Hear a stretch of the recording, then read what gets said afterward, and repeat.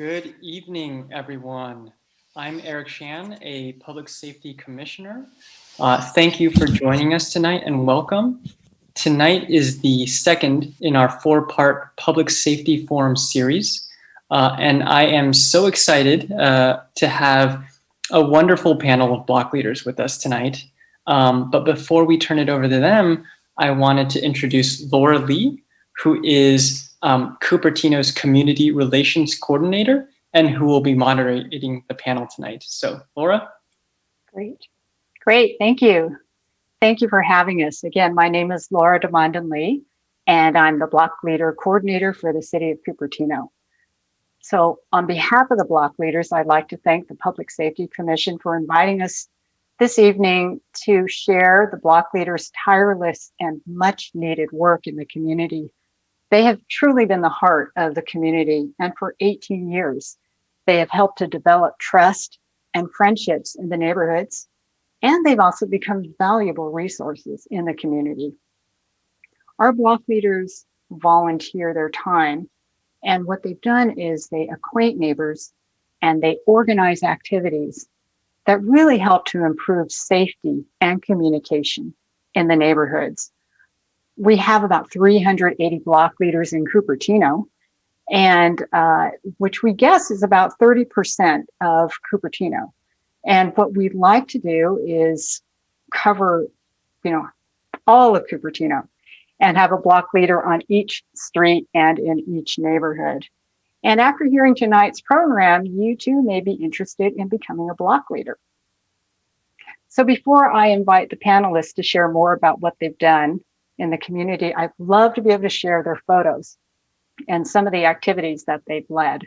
So our first photo is of Steve Hill. He has presented his information table and getting set up for his block party. And Steve is a champion in emergency preparedness. And so what he will explain tonight is some of the materials that he has out there. What he does is he's really great about gathering information and additional resources. And this is prior to his party. And so this photo was taken last year in better times in 2019. In 2018, if we can show that next photo, you can see a block party in Steve's neighborhood. You will see information. You will also see food and a lot of gathering. You will see deputies as well. And this photo was taken during National Night Out. And we think it's a great thing. Our deputies have come out and they support a block leader program in our neighborhoods, and they'd love to meet the neighbors. So we have that great connection with our law enforcement officers and our block leaders. Our next photo is of Carol Lim and her block party. And this photo was taken in one of Carol's neighbors' backyards. And it's a great thing. You see a number of people and all different age groups. And so Carol will tell you tonight about how her neighborhood has done a pre-jump. They jump-started trying to brainstorm ideas on how to take care of the seniors in the neighborhood. And she will share that with you this evening. And that was prior to COVID. So this photo was taken last year. And finally, we have a photo of Fang and her neighborhood group, at least part of her neighborhood group. And she is a co-leader with Rupa.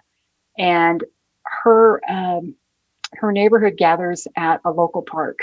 And what they've done is they've shared their National Night Out evening with co-leaders who live nearby. So it has been such a great thing. So there's so much to share this evening, and we will have questions and answers at the end of the session. So just to let you know, that's how we're going to run our format. We'll have a discussion with our block leaders, and then with time permitting, please look to the bottom of your screen, type in your Q&A, and we will try and address them at the end of the session. So with us tonight, we have three wonderful panelists, as I've mentioned earlier, and they're going to share their good work. And I will be asking each of them to introduce themselves and to tell us why they became involved in the Block Leader program. So let's start with Steve Hill. He's been a block leader for 16 years in Cupertino. So Steve, would you please introduce yourself? Sure. Thank you, Laura. Yes, I have been a block leader for 16 years.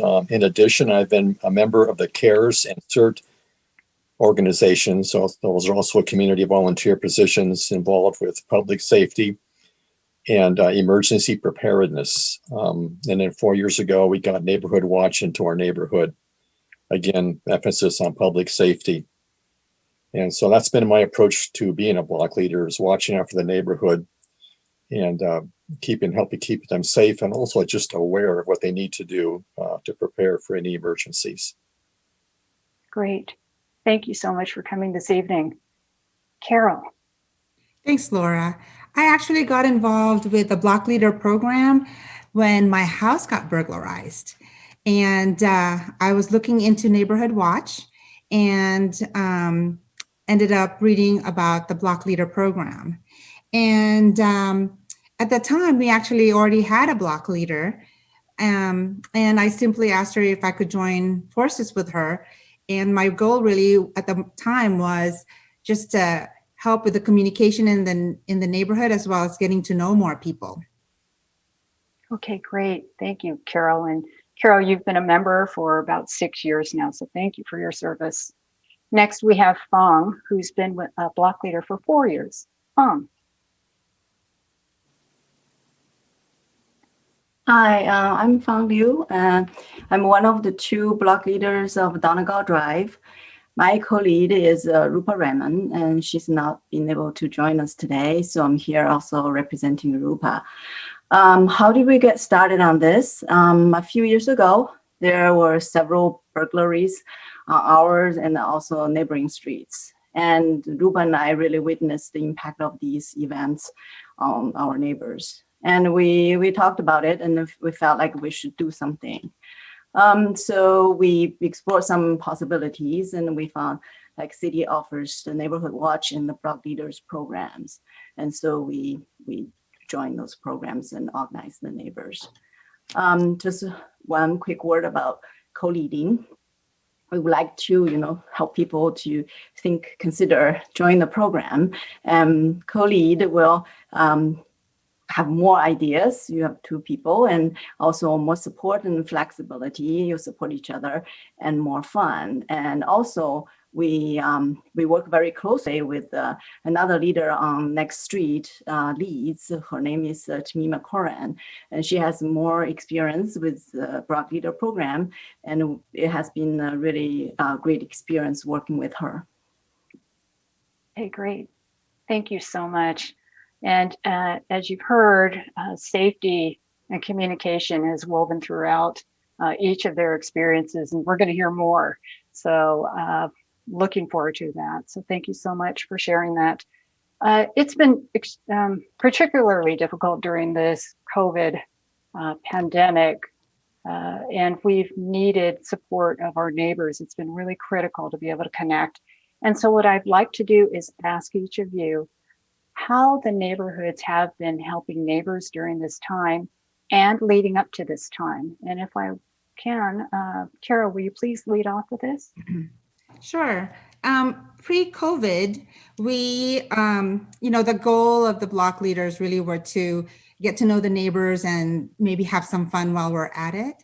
So we used to focus more on the block parties and ping pong tournaments and fun events like that, New Year's party.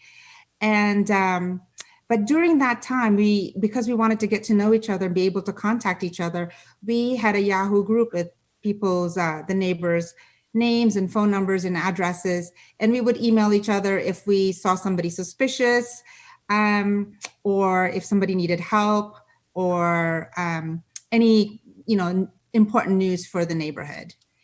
And so when COVID hit, our goal shifted a bit. And we wanted to make sure that our vulnerable neighbors were covered.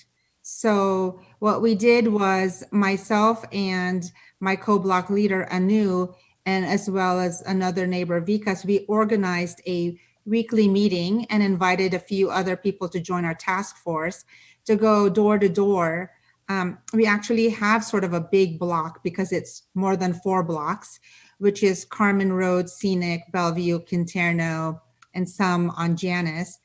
And so we basically divided up the number of houses amongst us, and we went door to door and asked people if they needed anything, if they needed us to go to the grocery store, if they needed medicine. And we continued to have a block, basically the task force meeting every week to update each other. So that's how we kept track of our neighbors.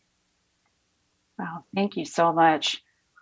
That is great that you've been able to activate your team and to check on every house. So thank you for that. Fang, if you would please answer that question, how your group has been supporting each other during this time. Yeah. Oh, we felt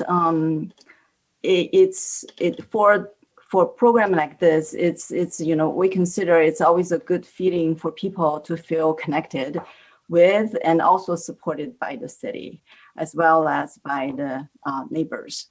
So when we first started and tried to organize neighbors to join the Neighborhood Watch program, we did really knock down every door and try to meet all the neighbors and also have a quick chat with them and ask them, their considerations in such activities. So we concluded that the key is communications. So we took the opportunity at the beginning when we get the organized for qualifying for those Neighborhood Watch. We set up a Google email group, and then we have been using it a lot to share the information from the city programs to the neighbors. And also, we have seen the neighbors have been using the email group to communicate, to share information they found on various topics, and also ask for help. For instance, if someone's going on a vacation, they will send an email that says, hey, I'm going to be gone for a while, and please watch our house. So we felt as long as the people feel they are connected to their neighbors, and also they have way to hear from the city very often, I think people will be more willing to ask for help. Well, that is so great. Thank you for bringing that up. I appreciate it. Steve, will you also tell us about your neighborhood? Sure. We only have one older couple that needs watching, and they have good friends in the neighborhood who have been looking after them. To help the neighborhood get up to speed on the COVID situation, I've been sending out emails or relaying information from the city and the county, explaining rules on social distancing, wearing masks, and dealing with the closures. Have been going through a learning curve in this process. I found some very good infographics on the web, giving people an example of the risk category from certain events from a 1 to 10 scale, something they could print out and put on their refrigerators, because again, part of the learning curve is what you should and should not do, and judge for yourself what kind of risk you want to take. And of course, promoting the Alert SCC program to receive messages from both the city and the county relating to anything more urgent. In addition, we had a wildfire this year that came pretty close to the city.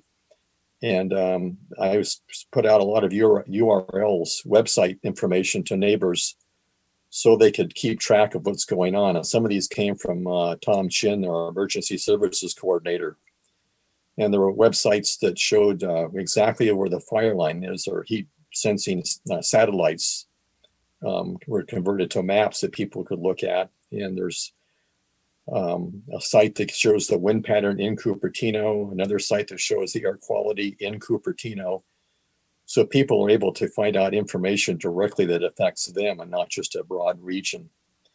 I also prepared for wildfires a FLEE list, that's FLEE, and it's a one-pager listing items people should consider taking with them if they have to leave their house in a hurry, and how they should maybe pre-stage some of these items. And then another page explaining how they should rig their house before they leave, such as moving wooden furniture away from your house that's on the patio. So again, it's a lot of information pushing on preparedness and public safety. Great.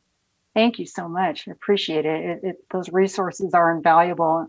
And all the block leaders through the years have been given some of these resources through the city. And Steve has done additional work to forward that on to his neighborhoods and doing some other types of research. So thank you for that. The next question I have is, what are the top priorities that you have had in the neighborhood that you worked on at the very beginning when you first gathered until now? And so I know each of you has described the various areas, but for somebody who's new and just starting out, because you can now hear where things can lead to, it's amazing. Can you please share with us what your top priority was in the beginning? And if I could first ask Fang to tell us a little bit about that. Sure. The first event we organized was to invite the neighborhood watch coordinator, Stephanie Trini, to come to give the neighbors a briefing about the security, because that's when all the burglary happened. Stephanie came, and she also brought with her 2 county sheriffs. And then they gave this great presentation to the neighbors. We got very, very positive responses from everyone about the briefing.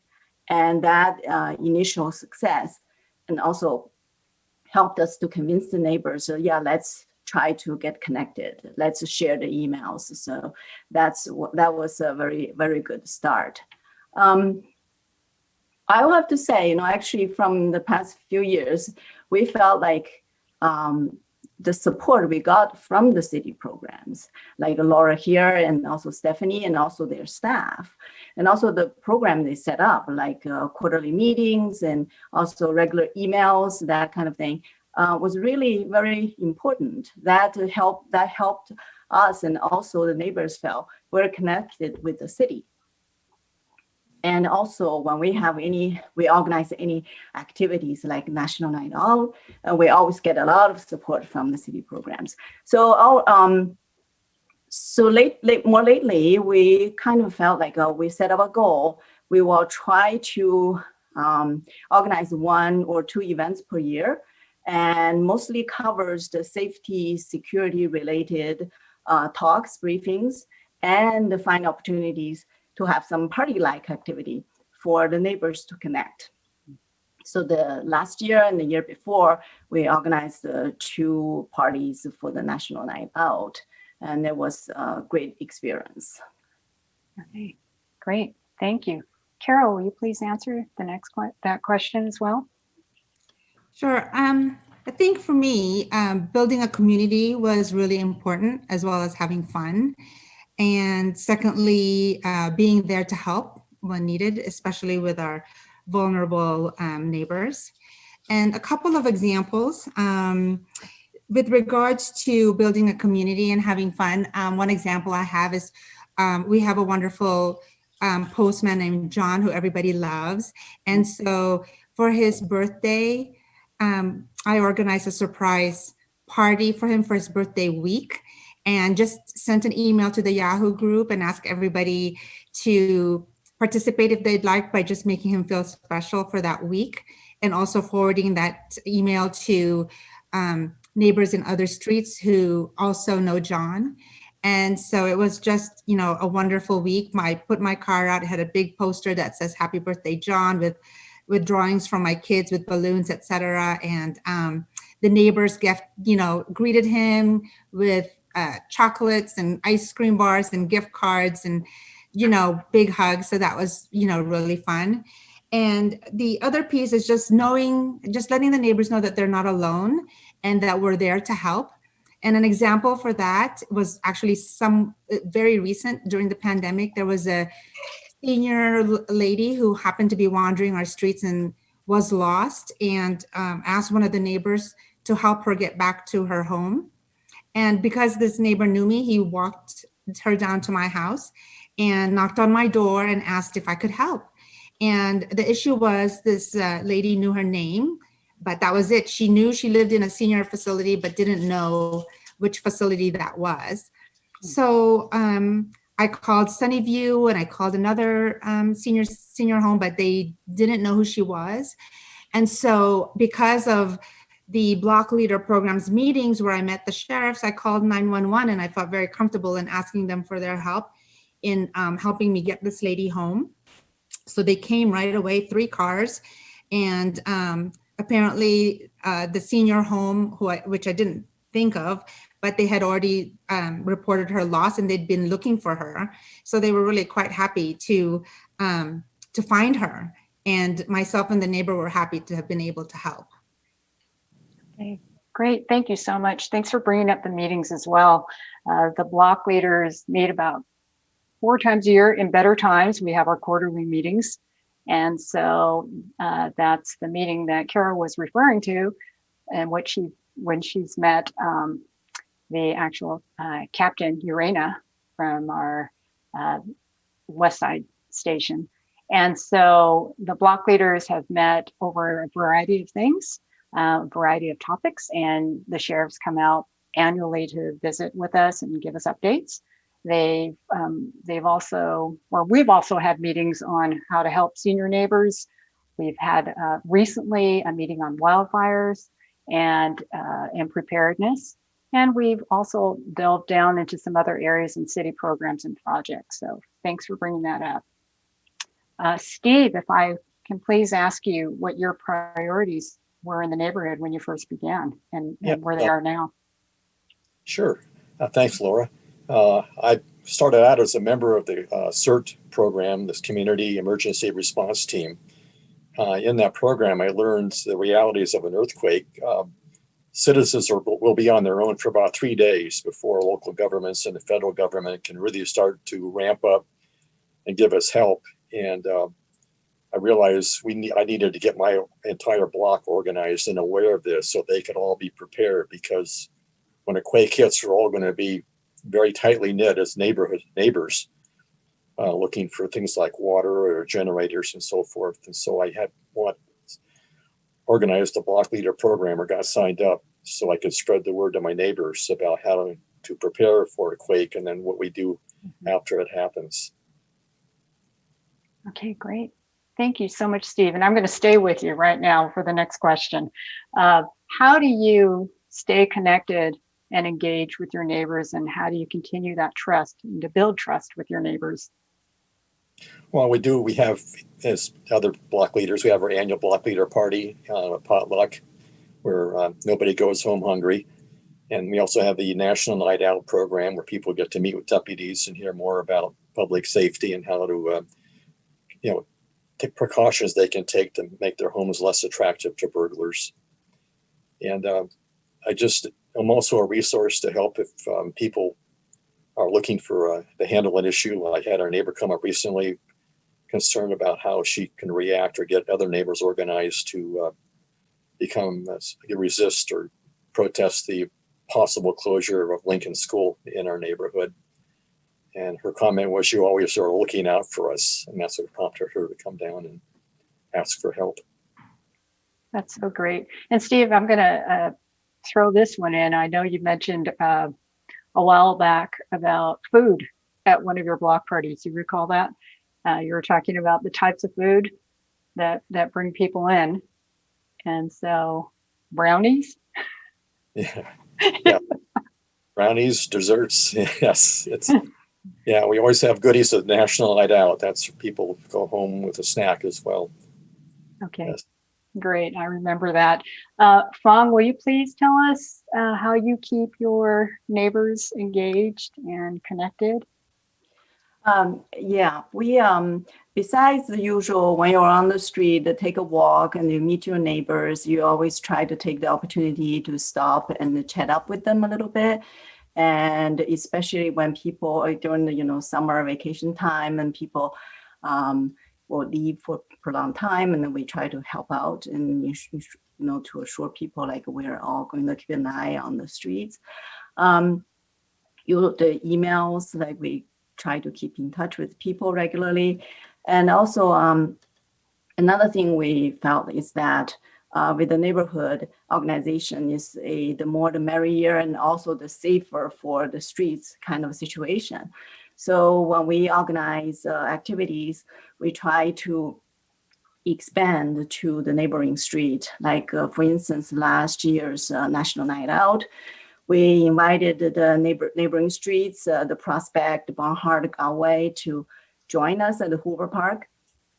And their leaders, Don Rosenbaum, Tony Cole, Raju and Sarah Sabana, they spread the words to their neighbors, and many of them joined us at the Hoover Park.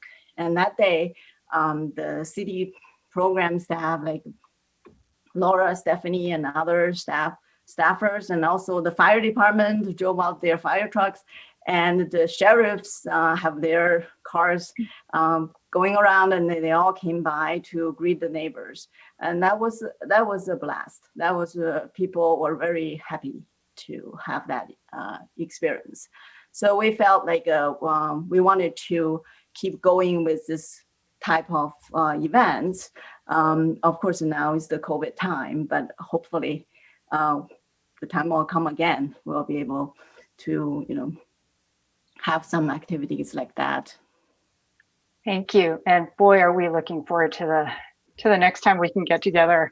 Thank you for that. And Carol, if you would please tell us as well how you stay connected with your neighbors.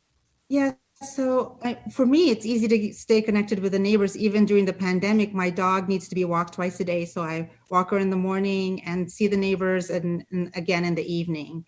And so, and always asking them how they're doing, if they need anything, are they staying safe?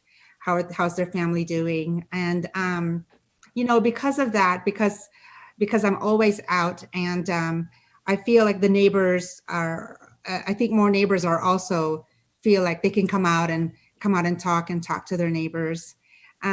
And we used to have block parties, even like, if I happen to be home on New Year's Day, we can organize a last minute block party, just walk up and down the streets and tell everybody, come to our house at 4:00. We're having appetizers and a ping pong tournament, sign up and come join us. And now that we actually have a bigger participation in the picture that Laura showed in the beginning of this webinar, we're fortunate enough to have a neighbor whose backyard is massive, the size of a football field. So we're able to gather there. And I feel that as a result of this, of just getting to know the neighbors, we've actually been involved in people's Diwali parties, baptisms, funerals, in the important events in people's lives. So I'm like very honored to be a part of that, and being, it just shows how close we've gotten to our neighbors. Very good. Thank you so much for sharing that. And I'm going to stick with you now, Carol. What qualities do you think make for a good block leader? And why do you love being a block leader? I really do love being a block leader. I like to be informed with what's going on in the neighborhood. And I think that the block leader meetings that Laura puts on are great. You get to meet the sheriff, you get to know what's going on in the neighborhood, what the police is up to. You also get to meet the neighbors, not just in our blocks, but the other block leaders and what they're doing in their blocks. And as far as what makes a good block leader, I think it would have to be somebody who really is interested in meeting their neighbors. And when I even extend the neighbors to people who come into our neighborhood, like the postman, for example, they're also part of our community, and just really have that really natural feeling for wanting to be part of your neighbors' lives and being part of that community. Great. Thank you so much. Steve, will you please answer that as well? Yes. I think in addition to what's been said, I think just having an outlook of civic mindedness and being able to connect our neighborhood with the cities and counties and how it affects them. And one of the nice things about the neighborhood block leader program is that you've created these contact cards with the city logo on them. And when we have a new neighbor come in and move into the neighborhood, I go down with one of those cards filled out with my contact information, and then I give them a blank card to give me theirs. And I'm wearing a badge with this Cupertino logo on it, so they know I'm a trustworthy person. And they really appreciate having somebody knock on their door and get to know them. Sometimes neighbors don't always do that right away, but it helps get them introduced into the neighborhood, and then they start learning to meet other neighbors at the block parties. That's so great. Thank you, Steve, for sharing that. And also, and finally, Fang, will you please tell us more? Sure. I think for Rupa and I, our motivation is really wanting to help everyone on the street to have a sense of we want to have a certain degrees of feeling of we're kind of in control. Because when we are connected to the city, when connected to the neighbors, we felt like we could deal with things better. And for instance, if some natural disasters hit, I think when that happens, the neighbors are more important than the relatives, and you really need to help out with each other. So I think that is really the major motivation. I remember we're relatively new on the street. We've been here less than 10 years. In the first few years, I kind of get to know my immediate neighbors, not other people on the street. So it was really a great feeling after we start organize and people start to really talk to each other and greet each other and try to have the activities together and having people, seeing people. They are talking to the neighbors. They have been on the same street but have not really met after so many years. And we felt like it's a really good feeling to be able to help the neighbors to do that. That's so great. Thank you so much. We are just thrilled that the three of you have been able to share your experiences. I mean, we can keep going on, but I think we have a few questions that we need to address. So again, we appreciate it if we can ask all three of you to hang on, and I'll turn it back over to Commissioner Eric Shan. All right. And I did see some hands raised while the panelists were responding. So if you do have any questions, feel free to ask a Q&A. Just type your question right into the Q&A section at the bottom of your screen. I will start with the first one, which is not actually a question from Judy. It just said, "Hi, Laura. Just to thank you for presenting these to us even in COVID. Huge +1. Thank you, Laura, and thank you to the block leaders as well." All right. Got a question from Lynn. Looks like Lynn is, can we get a copy of that flea list, Steve? This may actually be a question to Laura, and it might be, for folks who are interested in the block leader or in getting more information from any of these block leaders, probably the best way is for them to reach out to you. Is that correct? Yes, absolutely. What you will find is that we safeguard our block leader contact information. And if there's a question in which we, one of our leaders would like certain resources, like Steve's, I will ask Steve for that. If he could share it, if he'd like to reach out directly to Lynn, he can absolutely do so. But typically, anybody who has a question about the block leader program in general needs to contact me first. Thank you. Awesome. This is a perfect follow-up from Julie, which is, and this is probably again to you, Laura, which is, how do we sign up to be a block leader? They checked out the site, weren't exactly sure how to do that. So what kind of advice or next steps would you advise people who are interested? Okay, so that's a really good question. That's what this is all about. So thank you for asking. Please contact me on the city website at cupertino.org/blockleader. There are 3 boxes, and the first one to the far left is, where do I begin, basically. And once you hit that, you will get my email, communityrelations@cupertino.org. Touch bases with me. I will call you. I will email you. If you leave me that information, I will call you, and we can set up a time to meet and talk about next steps. I will let you know if there's a block leader who is in your immediate area, who you may be able to join forces with, or somebody who just needs a little bit of a jump start to get going, again. maybe there's been some time since there's been some activity. So offering yourself as a co-leader is a possibility, or, being able to join, like what I said, neighboring block leaders. Maybe there's someone on a street or two over who's experienced, and I can connect you with them. So please contact me and we can walk forward with next steps. Thank you for that question. Awesome. Thank you, Laura. Yeah, and thank you, Julie, for the question. Okay, the next one from Hillary. So this is actually probably to the whole panel. Have any of you been active in working on emergency earthquake preparedness? And I'm actually not quite sure what this one is asking in location of neighborhood arcs.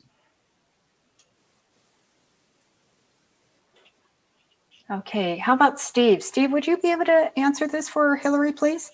Yes. There are 6 arcs in the city. The city's been divided into 6 zones. And one is at the Monte Vista Fire Station, one's at Regnard School, Lawson School, Creekside Park, and Garden Gate School. There's a map of those locations on the city website. And as far as earthquake preparedness, that's what I've been preaching for the 16 years I've been involved in the CERT program. Yeah, lots of food and water on hand, 2 big things, and first aid equipment. And Steve, maybe as a quick follow-up to that is, in terms of community members who are interested in experts, reaching out to experts who know emergency preparedness, are there resources that block leaders get from the city with respect to this?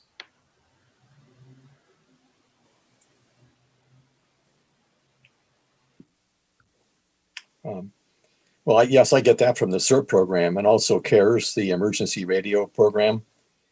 We have a lot of materials, and for example, after a quake, I've got forms, and I will go through the neighborhood, documenting damage and any life-threatening situations, and then I'll communicate that via ham radio to the city's EOC, and they can roll that up to get an assessment of a whole city.